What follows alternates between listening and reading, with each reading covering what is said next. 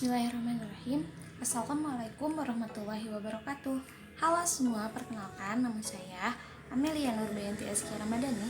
Saya mahasiswi pendidikan agama Islam UIN Sunan Gunung Jati Bandung.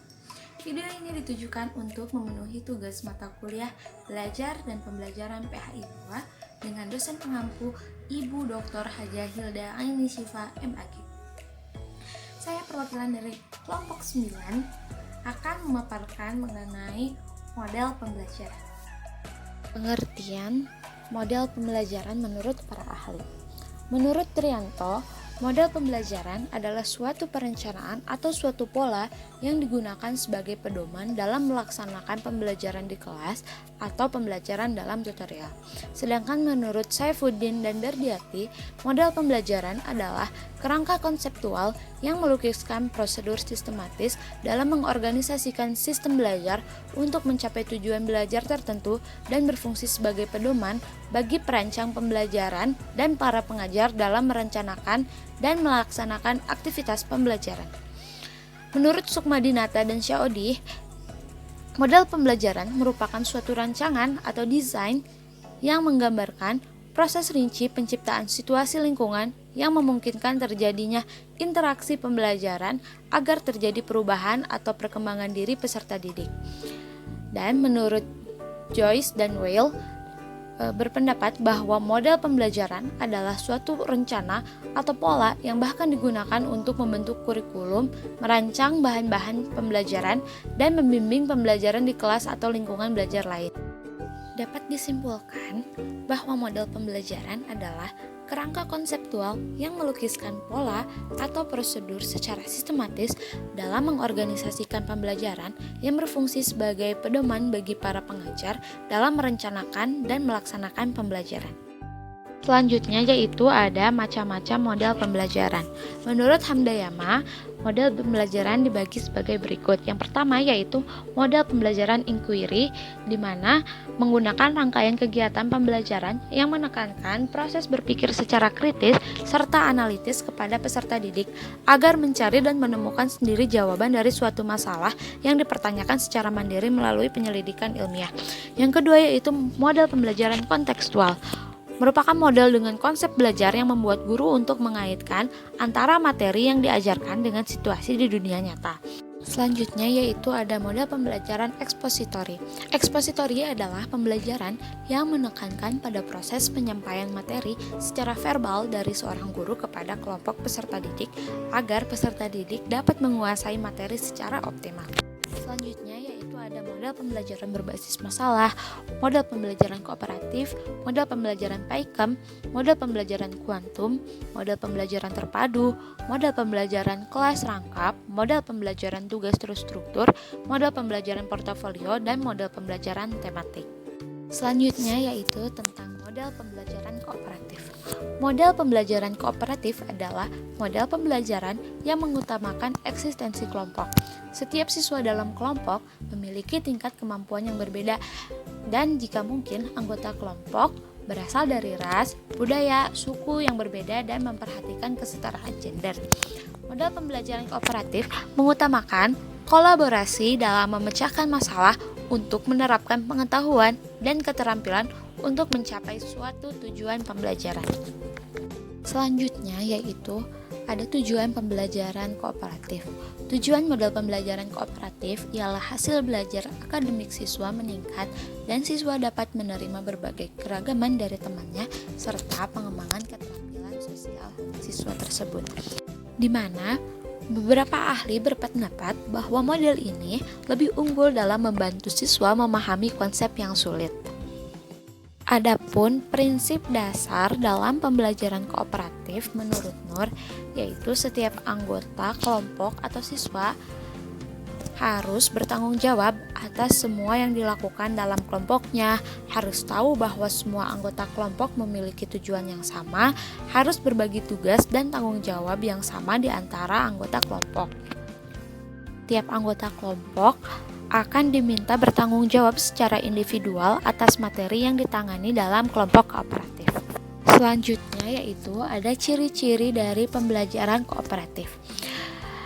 Yang pertama yaitu siswa dalam kelompok secara kooperatif melengkapi materi pembelajaran sesuai dengan kompetensi dasar yang ingin dicapai.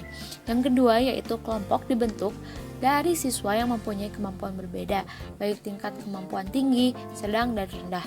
Jika memungkinkan, anggota kelompok berasal dari berbagai ras, budaya, dan suku, serta memperhatikan kesetaraan gender. Dan yang terakhir yaitu penghargaan lebih ditekankan dalam kelompok daripada masing-masing individu.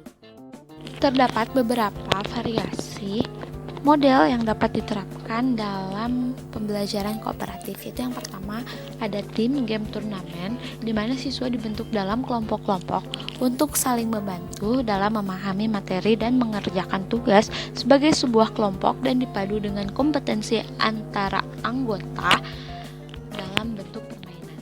Selanjutnya ada student team achievement division, di mana siswa berada dalam kelompok kecil dan menggunakan lembar kerja untuk menguasai suatu materi pelajaran.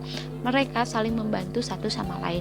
Yang ketiga yaitu ada jigsaw, di mana siswa dibagi dalam kelompok-kelompok kecil yang bersifat heterogen.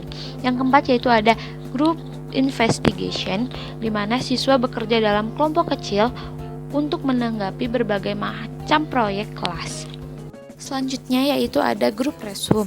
Model ini menjadikan interaksi antar siswa lebih baik dengan memberi penekanan bahwa mereka adalah kelompok yang bagus dalam bakat dan kemampuan di kelas. Setiap kelompok membuat kesimpulan dan mempresentasikan data-data setiap siswa dalam kelompok. Selanjutnya yaitu ada rotating trio exchange. Pada model pembelajaran ini, jumlah siswa dalam kelas dibagi menjadi beberapa kelompok yang terdiri dari 3 orang. Pada setiap trio tersebut diberi pertanyaan yang sama untuk didiskusikan. Pembelajaran kooperatif atau cooperative learning ini terdapat dalam Quran Surah Al-Ma'idah ayat 2 yang artinya, bertolong-tolonglah kamu dalam kebaikan dan ketakwaan, dan jangan bertolong-tolong dalam dosa dan permusuhan. Selanjutnya yaitu model pembelajaran berbasis masalah.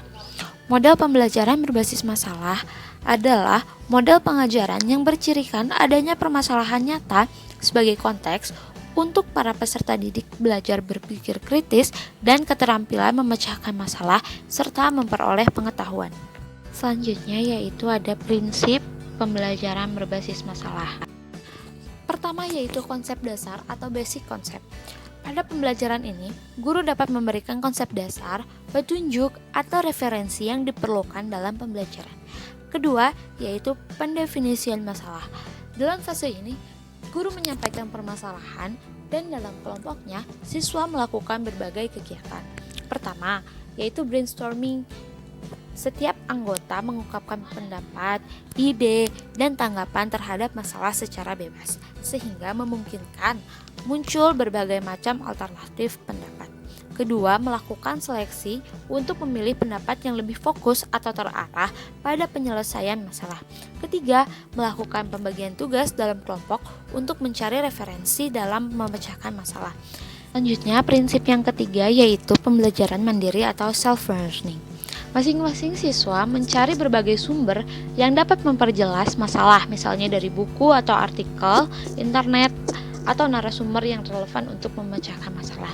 Yang keempat yaitu pertukaran pengetahuan. Setelah mendapatkan sumber untuk keperluan pendalaman materi secara mandiri, pada pertemuan berikutnya siswa berdiskusi dalam kelompoknya untuk mengklarifikasi capaiannya dan merumuskan solusi dari permasalahan.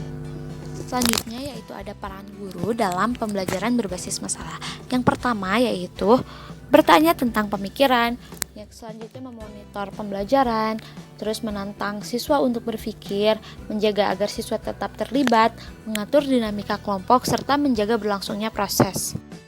Selanjutnya yaitu ada peran siswa di mana peserta yang aktif terlibat langsung dalam pembelajaran serta membangun pembelajaran.